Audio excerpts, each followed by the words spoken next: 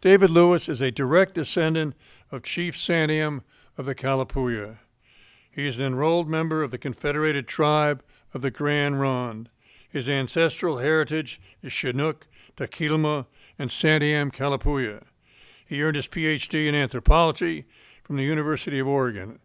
He is a longtime member of the editorial board of the Oregon Encyclopedia. He serves on the Willamette Falls Heritage Area Coalition and is the current chair of the Oregon Heritage Commission of the state of Oregon.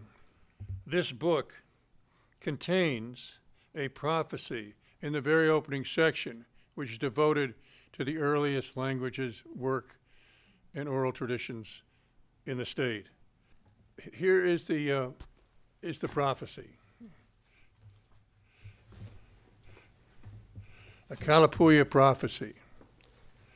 In the old time, by the forks of the Santiam, a Callapuya man lay down in an alder grove and dreamed his farthest dream.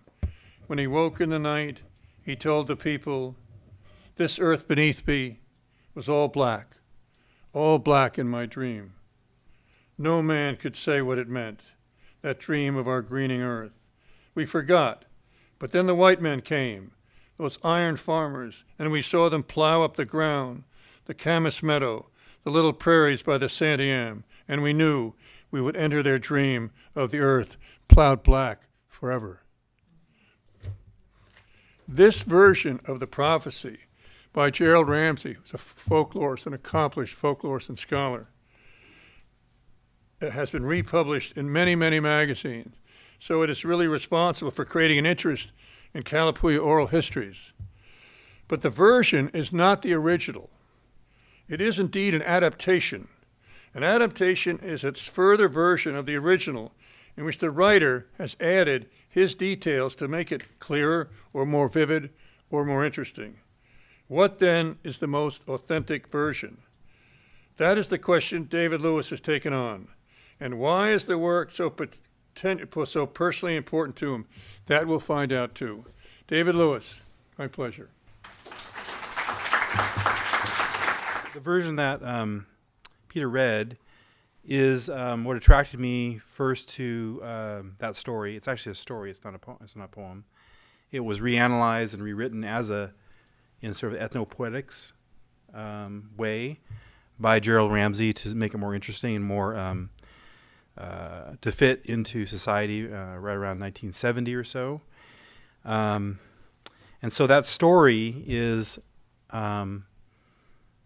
very important for its time period, for when it was actually written down and transcribed. And so that oral is actually a part of Indian oral literature, which was passed on from storyteller to storyteller to generation for as far back as we know. And we don't know how far back, obviously.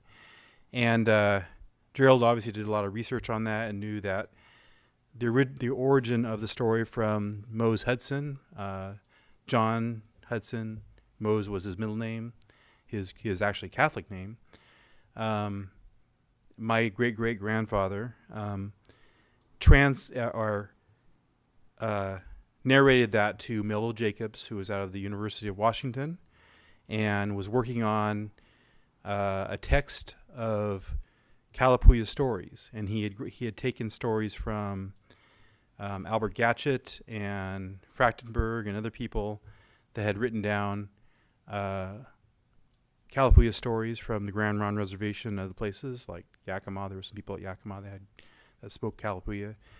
And then he did some original research with my great-great-grandfather, Mose, by visiting him at the Grand Ronde Reservation and taking those stories. And then apparently my grandfather also went up and visited him in Seattle, and they did a lot of work up there on the stories between 1928 and 1936.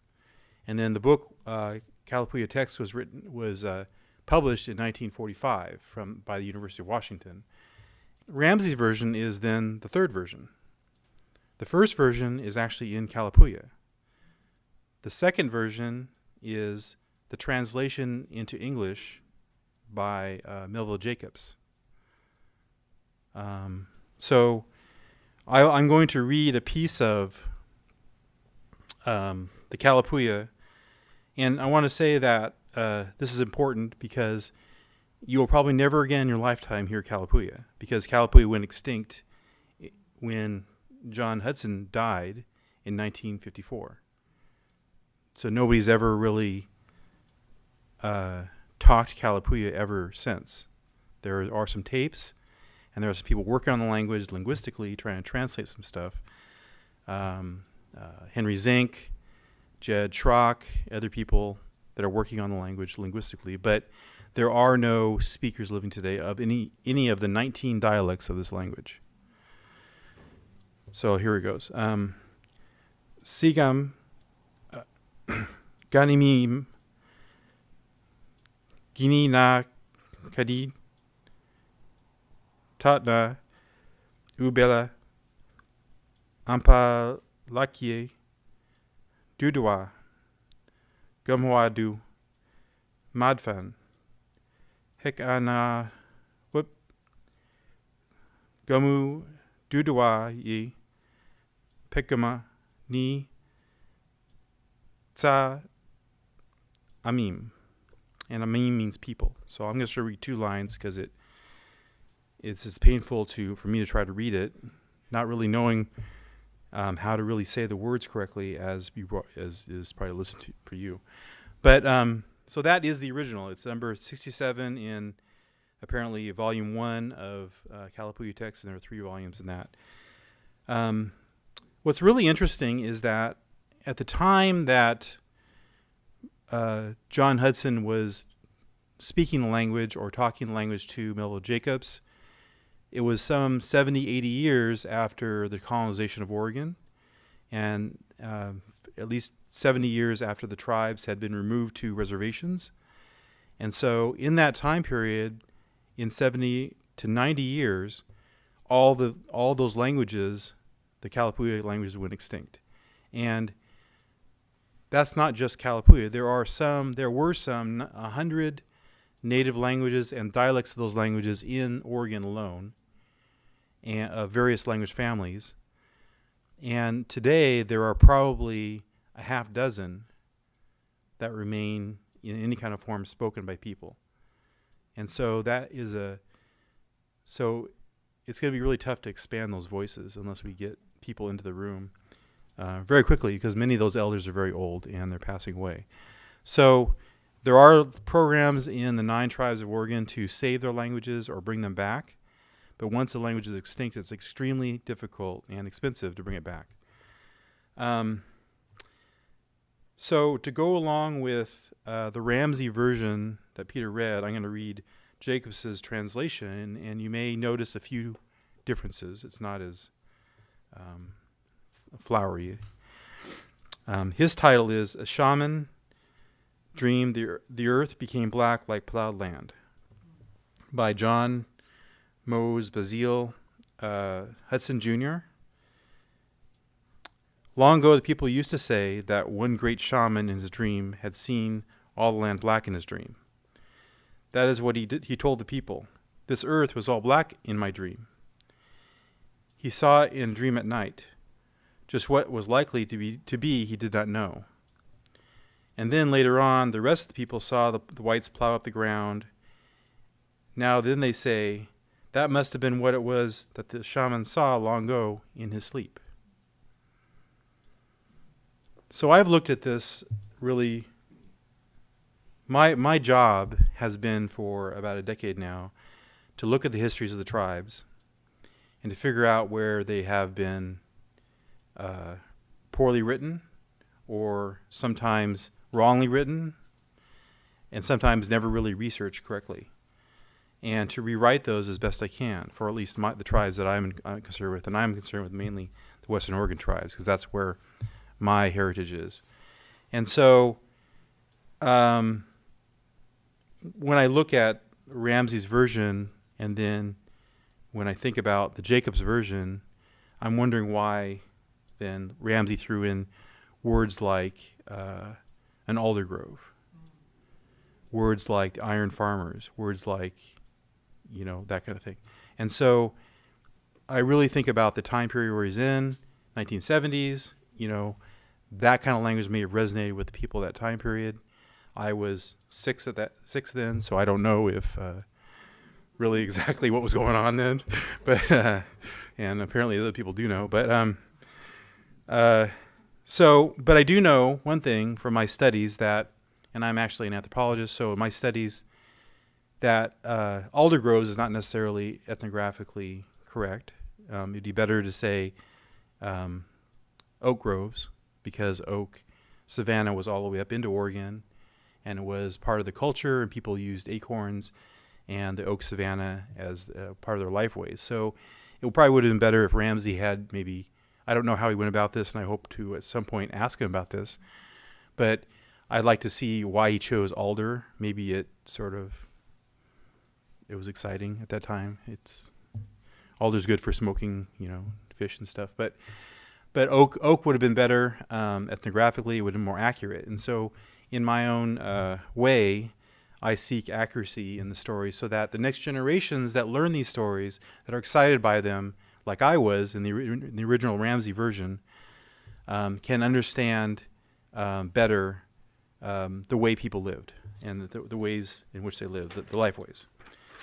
I also went through a process 2 months ago, or almost 3 months ago now, after I was invited to present here, of talking with a good number of linguists that I know, a couple of them, Henry Zink, Judd Schrock, and a man actually named Paul McCartney. No relation, apparently, to the Paul McCartney. But Paul McCartney is actually an amateur researcher in his own right, and has endeavored to begin writing a Callapuya dictionary, which nobody's ever done before, which is amazing. But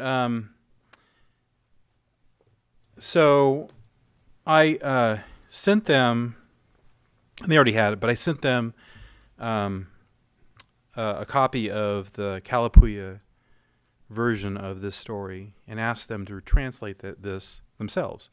How would they translate? How would they translate each of the lines? Their translations came back remarkably similar to Jacob's, because linguists like to be very literal, and they like to stick with the original. But they took it on as a task, and I took all their comments in, and I became the sort of editor for their comments. And then I began analyzing it in my own sort of native way as to what possibly could have been meant by my great-great-grandfather. What does it mean to dream of blackness at night? What does that mean? And here's my version before I talk more about it. The people long ago all said a great shaman had a vision. He saw this land was black in his dream. He told the people, I saw all the earth was black in my dream. Maybe he did not know what the dream meant. The Americans came and they plowed the earth. Then the people all said, this is what the shaman saw long ago in his vision. So, in my translation, I'm almost done. Go ahead. Yeah. So, right. In my translation, I took out many of the sort of more flowery elements that were in the Ramsey version, and I began to question, what it is when somebody dreams. Well, that person who's a dreamer is usually somebody of shamanic or a shaman, and they will have visions because they are sensitive in that way. And that's really where I'm coming from, trying to find what's the internal meaning, because I don't know if really Jacobs had that internal meaning. He really didn't come from that lifestyle. He didn't really know the people. He spent a few days or months with them, but he really hadn't lived it. So what did it mean? Right now, as far as I'm aware, there aren't any traditional storytellers at Grand Ronde. That kind of went out after sort of termination of the tribe, and we lost a lot of our traditions, or they were heavily impacted. And so people who would be storytellers, like myself, would be those people that were concerned about telling the truth and being as accurate as possible. And scientifically, it's been proven that people that come from an oral tradition, that where the next generation of storytellers is born and bred and trained to be the next storyteller, to pass on the traditions, are more accurate than written traditions. Mainly because it's a huge responsibility to pass it on correctly. It's really great that you've done this. I appreciate it very much. I think it's a special moment for Oregon that it's brought out to a larger audience and whatnot. I really appreciate it. Thank you for having me here. It's been great. Thank you. Okay.